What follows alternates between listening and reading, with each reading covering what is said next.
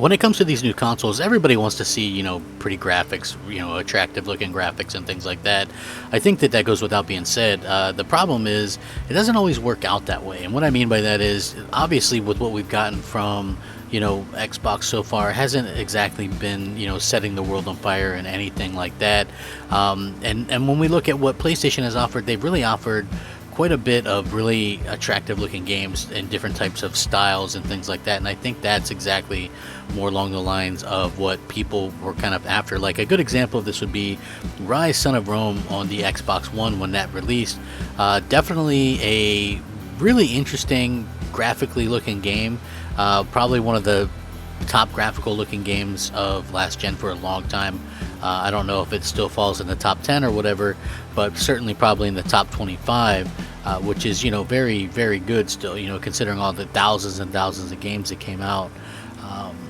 So that, very good on it for being able to accomplish that. Now, when it comes to the ability to craft a game that takes full advantage of new hardware like the PlayStation 5 and Xbox Series X, it takes... I think it takes quite a bit to do that, like, it's not something that you can just go, oh, well, here's, this great looking game and poof, so I think that it's just one of those types of situations where you basically have to kind of wait and see what happens. And, at the end of the day, I feel like that's exactly kind of what we're getting here.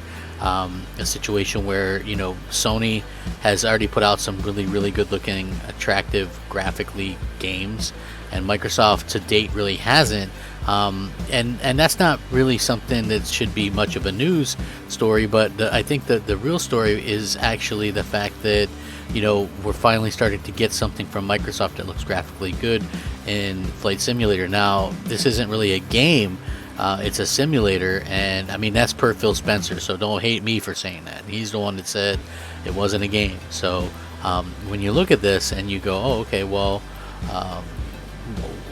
graphically it looks good. I think, yeah, I think that they did a good job graphically with it. I guess it really needs, internet to make the most of it. If you play it online, it certainly takes a hit graphically, because I guess it's using some cloud computing and things like that. So, there is that kind of aspect to look into it and go, oh, well, you definitely need a decent kind of internet. I'm not sure of the specifics yet, but yeah, definitely need that.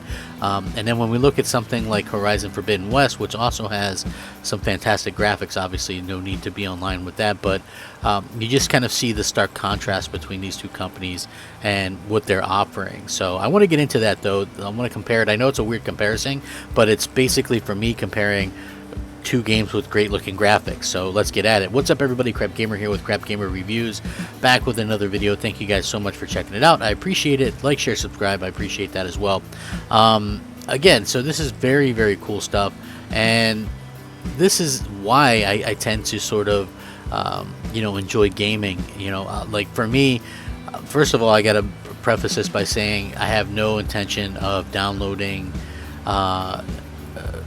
Flight Simulator. I'm a Game Pass subscriber, but at the same time, there's no way I'm going to spend 100 gigs to simulate flying. I can't do it, folks. I'm sorry, I can't do it.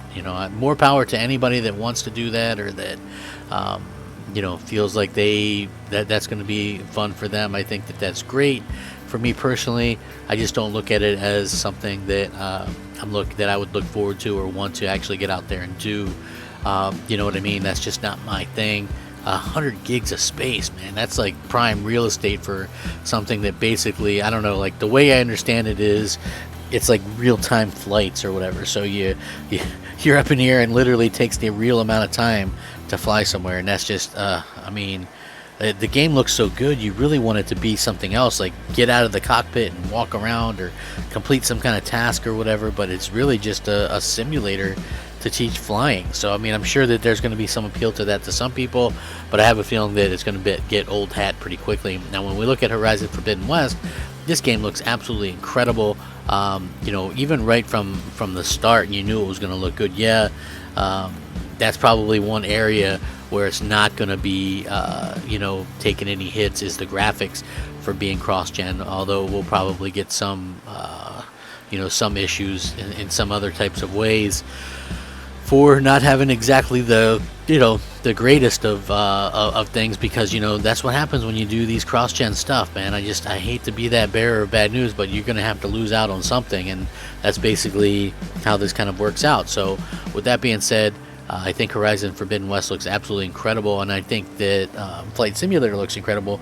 I think the main difference is, you know, one of these is a game and one of them is a simulator. So I think we have to kind of keep that in mind when we go forward and we kind of look at these things. And one of them is totally like internet based, like how your internet is and how your internet is performing. So if your internet's not performing up to snuff or up to par, I think that's going to be a big problem for for a lot of people. So hopefully you guys understand where I'm coming from with that, and can see where, hey, you know what, this is kind of a big deal that this happens.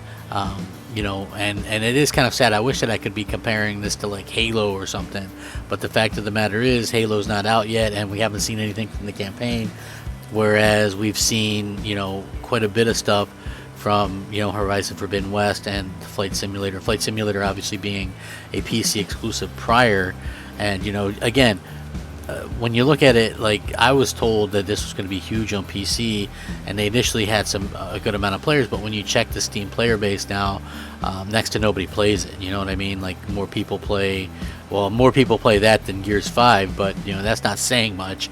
So, you know, we have to kind of take that with a grain of salt. But I think both games look great, but one of them, like I said, kind of a misnomer to call it actually a game, you know, especially given everything that we know right now. But you know, Horizon Forbidden West, I think personally looks better, and especially given the fact that the graphics don't change if you you know, if you kind of change anything, you know what I mean. So again, you can play offline on both of these games allegedly, but the graphic settings aren't going to change on the on Horizon if you do that, while they change completely on the other one. So yeah, very interesting to see.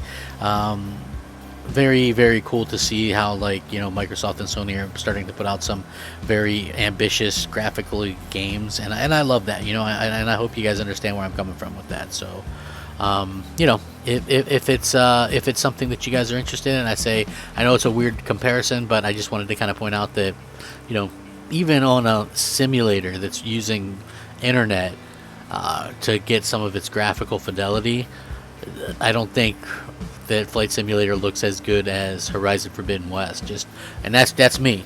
You know, that's me. So with that being said, let me know what you guys think. Please sound off, rate, comment, subscribe.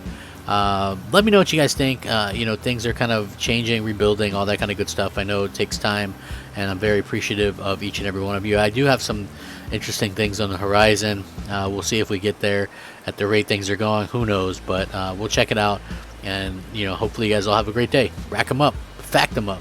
Crapgamer out.